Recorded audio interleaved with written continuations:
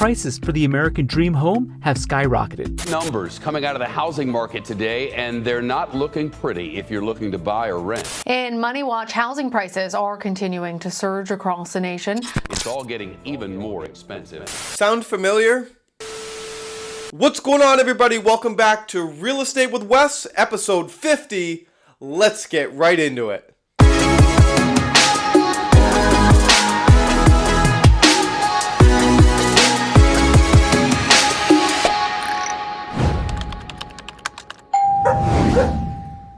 The past 2 years in the real estate market have been absolutely bonkers. But that is not a bad thing, whether you are a seller or buyer. Have you found yourself saying, I'm gonna wait. This is a crazy market. I gotta wait for things to cool down. This doesn't make sense. I don't want to overpay. I get it. I totally get where you're coming from. But I need you to understand something really important. Would you be enticed if I told you that buying right now could get you a cheaper monthly payment than if you waited for this market to cool down? I am going to prove to you right now how you can get a cheaper monthly payment for ownership than if you bought even a few years back before this market got crazy. Boom! We're looking at 5 Westview Drive in Wallingford. This was a home that sold in 2018. The taxes were just over $3,200 and they purchased the home for $185,000. But the interest rate during that time was 4.94%, a lot higher than it is right now. So that gives us a monthly payment of $1,371 if you bought this property for this price back in 2018. Now hold up. This same exact property in town sold this year in 2021 for $220,000. So I get it. This is where everyone's screaming, but the prices are inflated. The prices are going too high. It's not worth it. Blah, blah, blah. I guess I'm just tired of hearing this. Because let's dive into the numbers.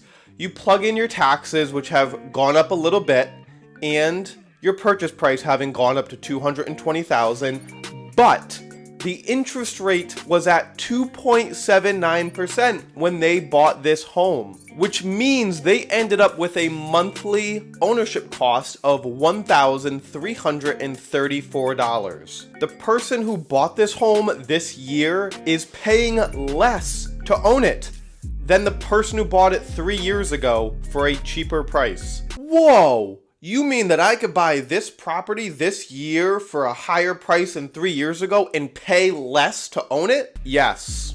But Wes, isn't that just a fluke property that you happen to pull and find that the numbers worked on? No. And here's another property at a totally different price point that has the same numbers work. We're dealing with 14 Fawn in Wallingford. This property sold in 2018 for $348,000. Now at the time, the interest rate was right around 4.66%. Plug in all the numbers, and that owner back in 2018 was buying a property to now pay about $2,426. Well, guess what? This property also sold in 2021 again and sold for a much improved price of $390,000. But see, Wes, again, there's my point. Everything is going up in price. Okay, but your interest rate is at 2.86% around the time that this home was purchased, which means they're paying a monthly cost of $2,293. That's over $100 less that this year's owner purchasing the property is paying versus the person who bought it 3 years ago. So tell me, do you still want to hold off on buying?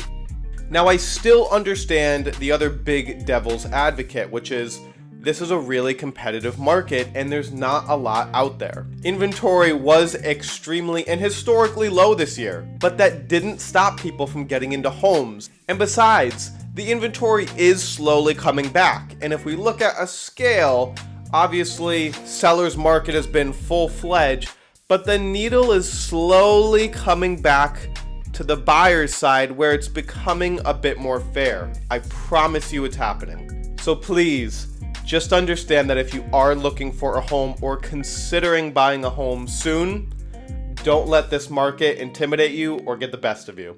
I hope this information was helpful. If you have any suggestions or questions, comment down below. I would love to have a discussion about this. As always, thanks for tuning in. I'll see you next week on episode 51. Have a great week, and remember that glass is always half full.